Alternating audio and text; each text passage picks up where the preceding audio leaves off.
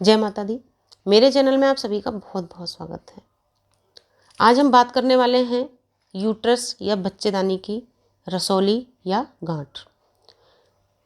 बच्चेदानी में गांठ या रसौली अगर हो गई है तो उसका हम किस तरीके से घरेलू इलाज कर सकते हैं ताकि ऑपरेशन की स्थिति तक ना पहुँचे और आराम से हमारी गांठ या रसौली निकल जाए। तो मैं सबसे पहले तो आपको बता दूं कि हर चीज़ की एक स्टेज होती है। यदि उसमें पहुंचने से पहले आपने अपना ट्रीटमेंट कर लिया तो आप बच सकते हैं, अदरवाइज ऑपरेशन कराना ही पड़ेगा। आप सभी से रिक्वेस्ट है, प्लीज़ वीडियो में पूरे टाइम मेरे साथ बने रहिए।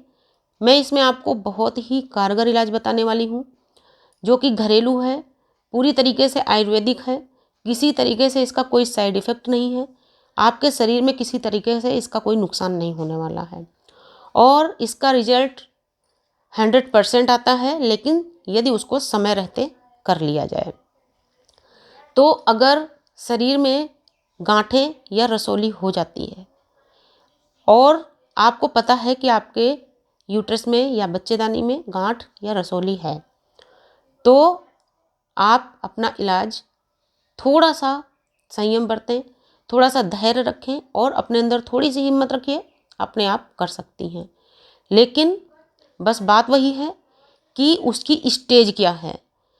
जो आपके अंदर यूट्रस के अंदर, बच्चेदानी के अंदर जो भी गांठें हो गई हैं और उन गांठों ने मिलकर के एक रसौली या ट्यूमर का रूप ले लिया है, तो उनका इलाज कैसे संभव है। और मैं एक चीज़ और भी आपको बता दूं, जैसे बहुत लोगों की एक ये सोच होती है कि यदि यूट्रस में गांठ हो गई या यूट्रस में रसौली हो गई या यूट्रस में ट्यूमर हो गया तो कैंसर हो ही जाएगा। लेकिन ऐसा कुछ भी नहीं होता है, क्योंकि हर एक गांठ कैंसर का कारण नहीं होती, हर एक गांठ से कैंसर नहीं होता। बस क्या है कि समय रहते उनका इलाज कर लिया जाए, उनके बारे में जानकारी हो जाए। तो यदि आपको ऐसा फील होता है कि आपके यूट्रस में हर समय दर्द रहता है, या आपको, मैं ये चीज़ आपको इसलिए बता रही हूँ कि ये स्थितियाँ जो मैं आपको बता रही हूँ, अगर ऐसी स्थितियाँ आपको दिखती हैं तो आपको ऑपरेशन कराना ही होगा। आप किसी डॉक्टर के पास जाएंगी, वो आपको ऑपरेशन के लिए सजेस्ट कर देंगे और आपको कराना ही होगा। तो मैं आपको बताऊं कि यदि आपको ऐसा फील होता है कि आप थोड़ा सा भी झुकती हैं और आपके पेड़ों में या आपके पेट में बहुत असह दर्द होता है, यानी जो बर्दाश्त के काबिल नहीं होता, बर्दाश्त करना मुश्किल हो जाता है, या आप 4 से 5 किलो भी यदि वेट उठा लेती हैं तो आपका शरीर पसीना छोड़ देता है और चक्कर आ जाता है, आंखों के सामने अंधेरा छा जाता है, यानी कि रसौली अपने बिल्कुल खतरनाक रूप में आ चुकी है, ऑपरेशन की स्थिति बन चुकी है। अगर आपको ऐसा फील होता है कि आप जहाँ भी बैठ जाती हैं, जैसे जब डेट्स आने की टाइम होता है, पीरियड आने का टाइम होता है, आपको पीरियड एकदम खुल के नहीं आता, लेकिन जब भी आता है तो इतना ज़्यादा आता है कि संभालना मुश्किल हो जाता है, या बहुत ज़्यादा स्मेल महसूस होती है, जब भी आपको पीरियड आता है तो बहुत ज़्यादा आपको दुर्गंध महसूस होती है, तो उस स्थिति में भी ये एकदम स्पष्ट है कि जो आपके यूट्रस के अंदर रसौली बन चुकी है या जो ट्यूमर बन चुका है वो उस स्टेज तक पहुंच चुका है जहां पर ऑपरेशन कराना बहुत ज़्यादा ज़रूरी हो गया है। क्योंकि पीरियड्स में दुर्गंध तभी महसूस होती है जबकि आपके यूट्रस के अंदर सड़न पैदा होने लगती है। और सड़न कब पैदा होती है? जब यही छोटी छोटी सी गांठें मिलकर के काफ़ी बड़ी हो जाती हैं, वो एक रसौली के रूप में परिवर्तित हो जाती हैं, रसौली का रूप ले लेती हैं या एक ट्यूमर का रूप ले लेती हैं, और वो ट्यूमर धीरे धीरे पकता रहता है अंदर, यानी कि बड़ा होता रहता है और उसके बाद में वो उसमें सड़न होनी शुरू हो जाती है। तब पीरियड्स के टाइम में दुर्गंध आनी शुरू होती है और वो इतनी तेज़ स्मेल होती है, इतनी तेज़ दुर्गंध होती है कि अपने आप को ही बर्दाश्त नहीं होती है। तो यदि ऐसे लक्षण आपको महसूस होते हैं तो बहुत जल्दी आपको अपने डॉक्टर से मिलना चाहिए और जल्दी से जल्दी इसका निवारण भी करना चाहिए डॉक्टर से मिलके। लेकिन कुछ सामान्य लक्षण होते हैं, सामान्य स्थितियाँ होती हैं, उनमें आप अपने आप से घरेलू इलाज करके इसको बहुत आराम से बाहर निकाल सकते हैं बिना किसी परेशानी के। तो सामान्य लक्षण ये होते हैं कि यदि आपको ऐसा महसूस हो रहा है कि डेट आने का टाइम है, पीरियड्स आना है आपको, लेकिन आया तो, लेकिन खुल के नहीं आता है नॉर्मल तरीके से, बस आपके छोटे छोटे से धब्बे पड़ जाते हैं, वो भी काले, और पीरियड्स ख़त्म, तो यानी कि आपके अंदर, यूट्रस के अंदर या बच्चेदानी के अंदर गांठें बन रही हैं। या कभी कभी बहुत ज़्यादा भी आ जाता है और एकदम से बंद हो जाता है, तो वो भी लक्षण हैं रसौली के। लेकिन आपको हर समय बहुत ज़्यादा दर्द नहीं होगा, आपको बहुत वीकनेस महसूस नहीं होगी। हाँ, आपको कभी कभी जी मचलाता है।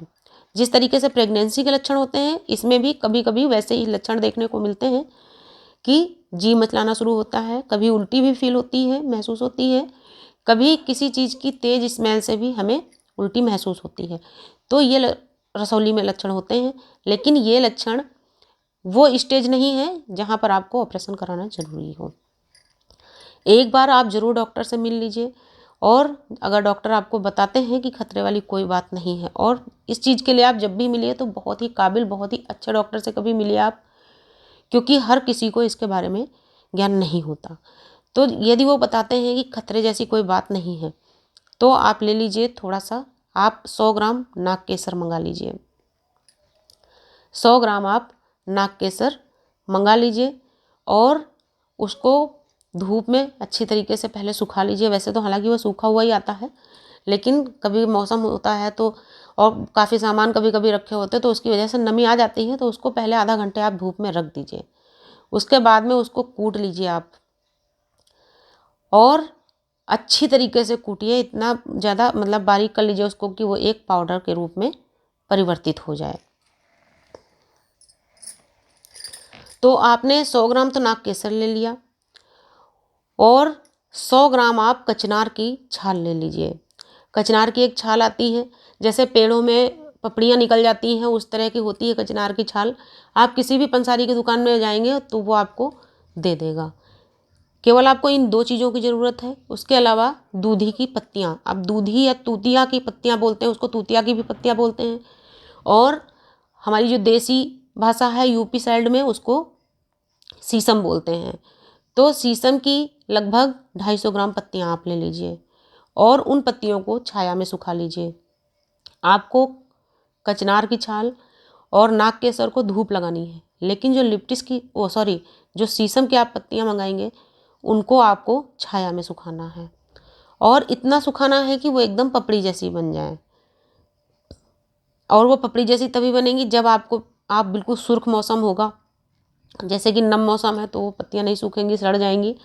इसलिए जब वो पत्तियाँ एकदम सिकुड़ जाएंगी तब उनमें आप आधा घंटे धूप लगा दीजिए।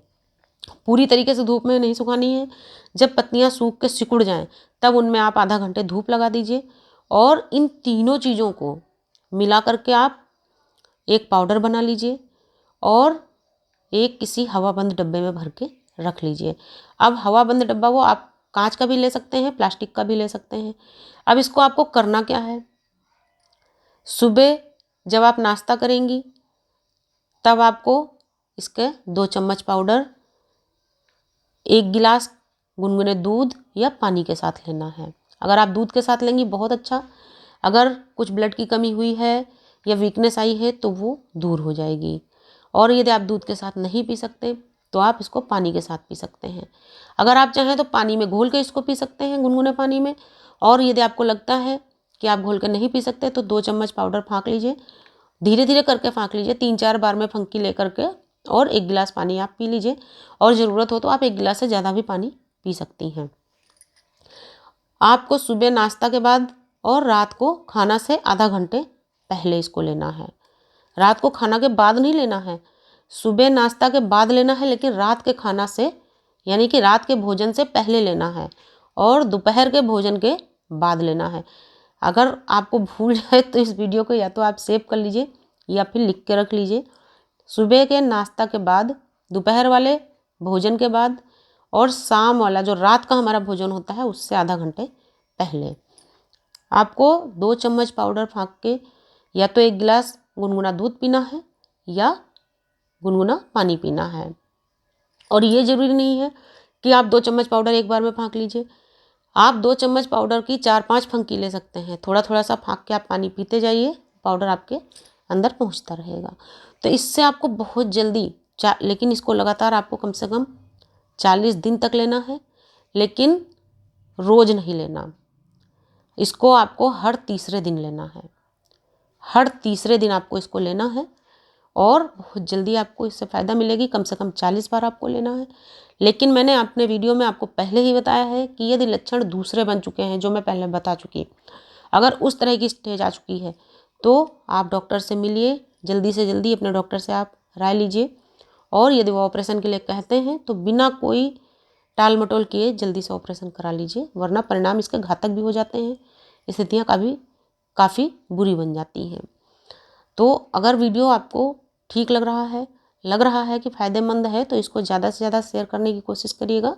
नमस्कार, धन्यवाद।